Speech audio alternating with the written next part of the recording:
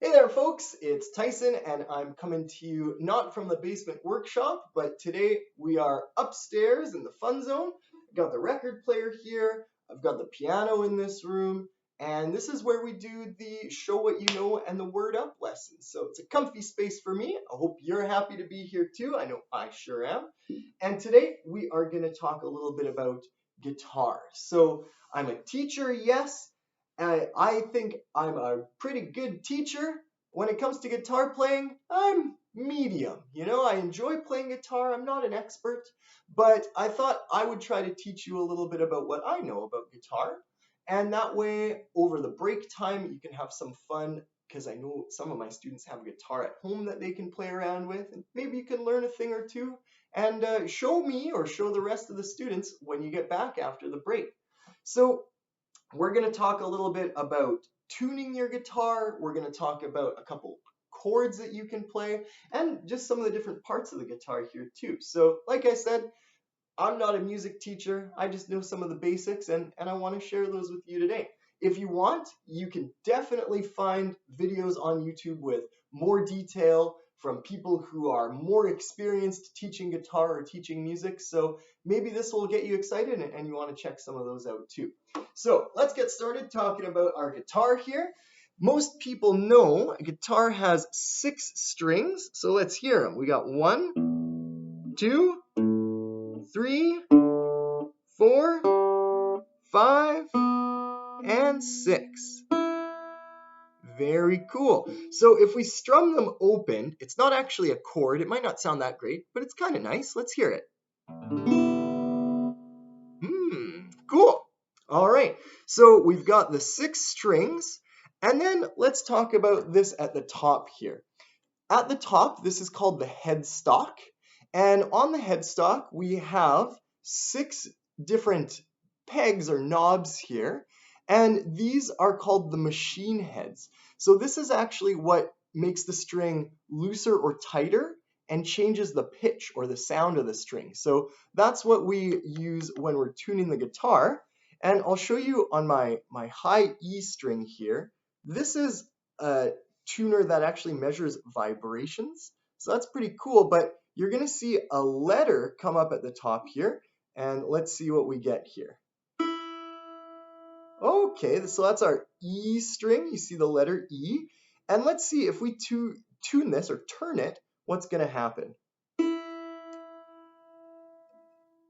Oh, ha! That's the wrong one. I've made that mistake before. Okay, this is the one that we want to turn to see the difference in sound. Here we go. Oh, so when I turn it one way, it gets lower. And you can see this little meter at the top there changing. And we want it right in the middle. So let's get this back in tune. Whoop, too high. Oh.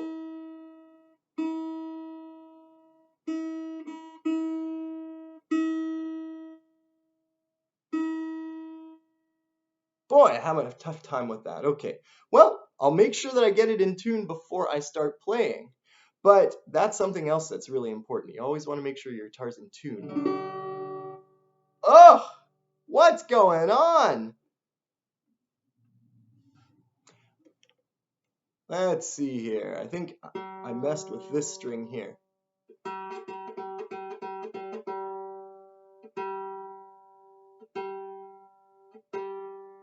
There we go. That's our G string. E's a little flat here.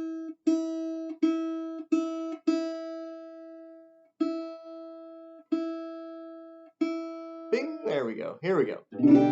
Ah, that's much better, isn't it? Okay. So these are our machine heads at the top here. Make sure you're turning the right one when you're trying to tune the certain strings. And then this spot with these metal lines on it, this is called the fretboard, and each of these metal pieces is called a fret. So what happens is you press down on that changes the length of the string, and that changes the sound. So let's see what happens here. Let's do our low E. So that's open, Let's try pressing on the 3rd fret.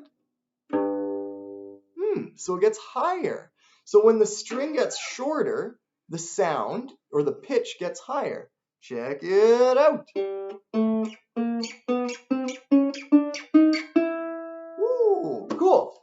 All right, so that's our guitar. You know, this is kind of a different guitar. It's called a resonator because it has this metal piece in it, and it's got something special behind it too, and it makes a sound that resonates, or it sounds different than a regular guitar. It sounds almost like a combination of a guitar and a banjo. So pretty cool stuff. All right, so we talked about our strings, our machine heads, the headstock here, our little resonator at the bottom. We talked about getting things in tune. And while I'm thinking about tuning, I'll show you when I don't have that handy little thing with me, I use an app. And this one's free, but it ends up having, gives you some ads now and then, but it's called the Pro Guitar Tuner. Oh, you can't see it very well, but that's what the icon looks like. And if you click on it here, whoop, there you go. It shows you the different strings. And let's see if we'll be able to see. You know what? I don't think we'll be able to see that, but it's pretty cool. This is the meter on top, and it shows you if you're sharp or flat. You see some letters flashing there. Oh, and there's an ad. Okay, so that's something that's nice and free that you can use to tune your guitar. Or if you have a ukulele or a banjo, you know, it doesn't matter. It's a nice free tuner that you can use. And let's check out the different strings that we've got here. I mentioned their names already, but this is a big blown up version of our guitar fretboard here. And this is the string that's at the top. This is the lowest string. That's the low E. And then A, D, G, B, and then we have E again. That's a high E. So if you remember the piano lesson that we did, a scale usually has 8 different notes in it, or an octave. So this low E is at the bottom, our lowest note, and the high E is 8 notes higher. So if we play this low E and that high E together, they're going to sound kind of nice. They should.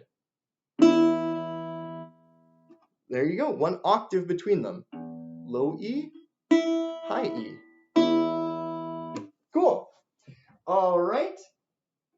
So as I said, the other ones we've got there, E, A, D, G, B, and E.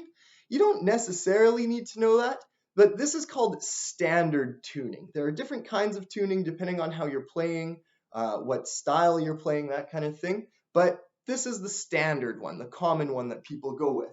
The other thing that we see here, these little dotted lines that I've made, these are to show the frets.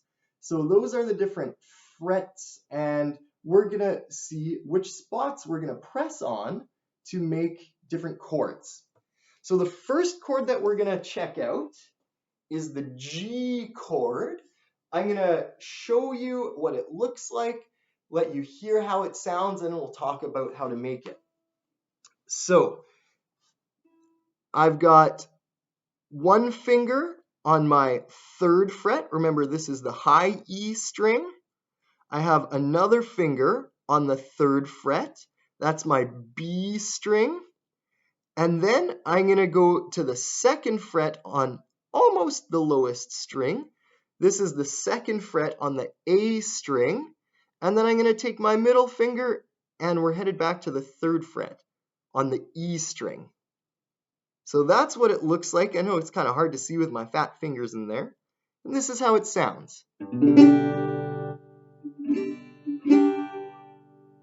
Pretty nice, eh? So let's go through it again here. Starting on the high E string, I'm using my pinky on the 3rd fret.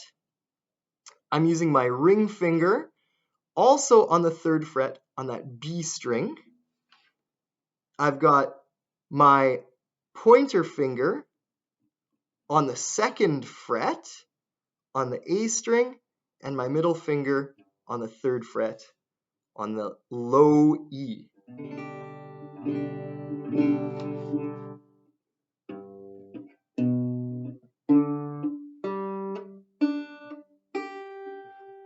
Pretty good, eh? Cool. So let's take a minute. I'm going to draw that out here so that you can see what it looks like. I'm going to hit pause so that you don't have to watch me do it. Okay, so that just took me a moment, but this is what it looks like here. So this section, you see, this is our 3rd fret area. This is our 2nd fret area and our 1st fret area. We don't actually have any fingers there. But there you go. That's what that chord is going to look like. So now I'm going to show you a quick little change you can do. And I say quick change because once you get practice at it, it will be a pretty quick change. But it's going to take you some time to learn, typically. You know, this is something we call the fundamentals, the basics that you need to practice with. So we're going to take those top 2 fingers that you were using on the 1st and 2nd strings, and we're actually just going to move them 1 set of strings up. So this chord is a version of the C chord. So before, for the G, you had your fingers here and here. And then what you actually do is you just take these fingers, you keep them in the same shape, whoop, and you just move them up 1 set of strings. So let's have a look, see how that looks on our fretboard. So remember, the bottom is the same. So I've got my pinky on the 3rd fret. I have my ring finger on the 3rd fret on the B string. So I've got these 2 notes. Same as the G chord. And then I'm going to take my pointer finger. I'm going to put it on the 3rd string from the top, or the 4th from the bottom. This is my D string here. And that's going on the 2nd fret. And then my middle finger is going to go on my A string, the 2nd from the top. And that's on the 3rd fret. So let's see how that sounds. Kind of nice, eh? Okay, so let's go through it again, starting at the top on our high E string. My pinky is on that 3rd fret. My ring finger is on the 3rd fret on the B string. And then my pointer finger is on the 2nd fret on the D string. And my middle finger is on the 3rd fret on the A string. Cool.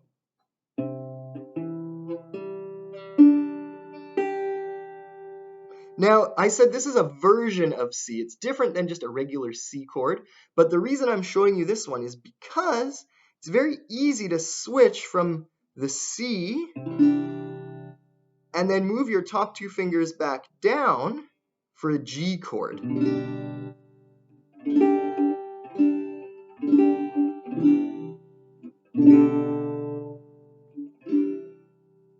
So that is some pretty nice stuff. And there are a lot of songs that use that switch between the C and the G, or from the G to the C.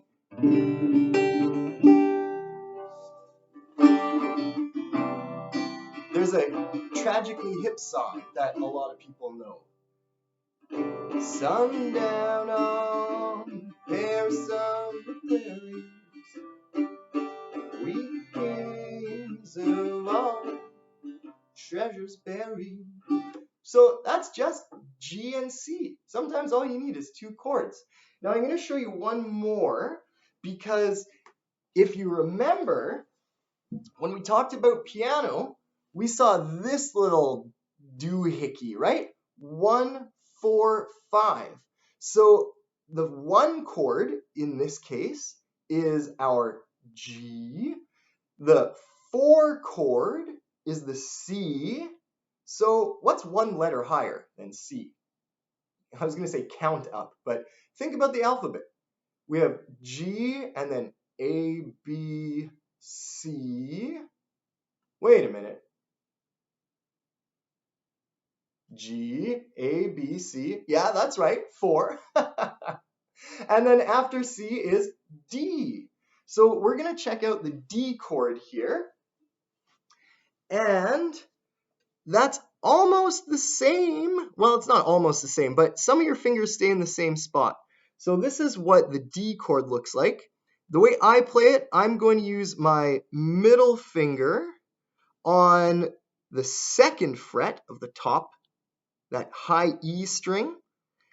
And then I'm going to use my ring finger on the third fret. So that's the same as that G chord and that C chord that I showed you. So we've got the ring finger, third fret of that B string. And then I'm going to use my pointer finger on the second fret of my G string. So it sounds like this.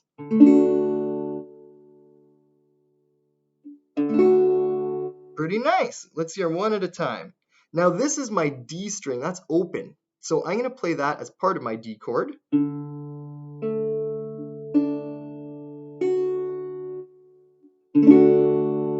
Nice. Very cool. So if we're going to draw that out on our board, let's get rid of these little dudes up here. Remember, that's from our C type chord. And this one stays the same. So we're going to leave, oh, I don't know if you can see that. So we're going to leave this one here. There's our B string on the third fret. And then I'm going to draw these other little doodlers in here. So that's our second fret on the E string, third fret on the B string, and second fret on the G string. And then, as I said before, I am playing this D string, but I'm just leaving it open, no frets on there. So that is our D-shaped chord. And you know, the cool thing about some of these guitar chords is that you can play them in different spots on the guitar, different spots on the fretboard, and you'll get different sounds. So here's my D. There we go. If I want to, I can move it up here. I can also play it here. Whoa! I can switch it and make it backwards. I can play it here. Ooh, that's one I really like. That's an A chord. Oh no, A7? Maybe. Okay, I'm getting ahead of myself though. Okay, so we learned 3 different chords today. Here's our G. Here is our version of C. Remember, that's just moving these 2 fingers 1 string up. So we've got the G, the C, and then, whoa, let's go for it, our D. And remember, you hear that 1, 4, 5 progression that way.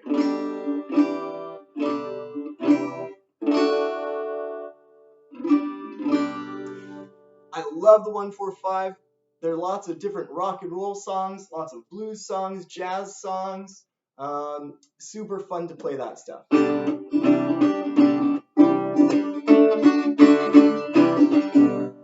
So take a little walk around with those chords. Remember, like doing math, like writing, like anything that you're doing, take your time, slow it down, and you'll have some fun with that, I hope. You'll get pretty good at it.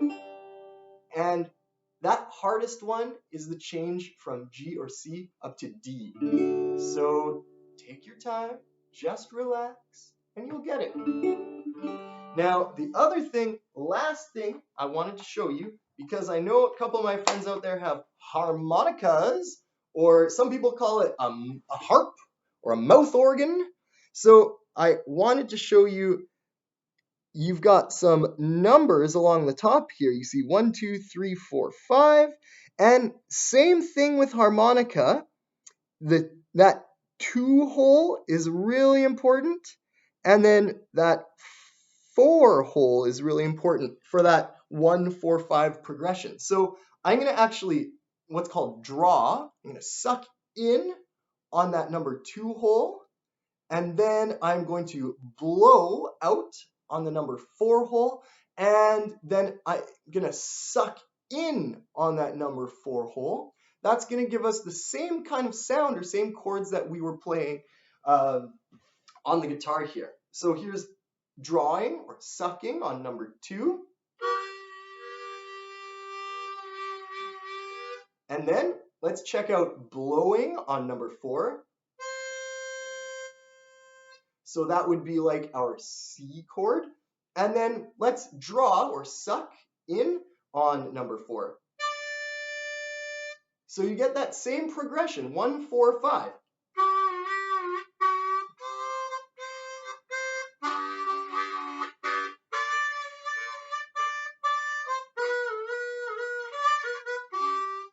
So, I'm still learning harmonica too, but it's fun. You can play along and you can learn it yourself. Don't even need a tuner for harmonica. So I hope you enjoyed it, folks. I know I had a fun time. Take your time doing some practicing, learning over the break. You can watch all kinds of different YouTube videos. There are apps that you can download to use as a tuner. There's another app I use where I read guitar tabs. So it shows you the chords and the words for different songs. All kinds of things that you can do to have fun over the break. And I hope you really enjoy it. I know I'm going to have a good time. I'll be playing some guitar. And if you do take some time to do that over the break, I'd love to hear what you've been working on when we come back. Have a great time. Have a wonderful break. Enjoy your friends and the folks that you're able to be around. And I will see you in January.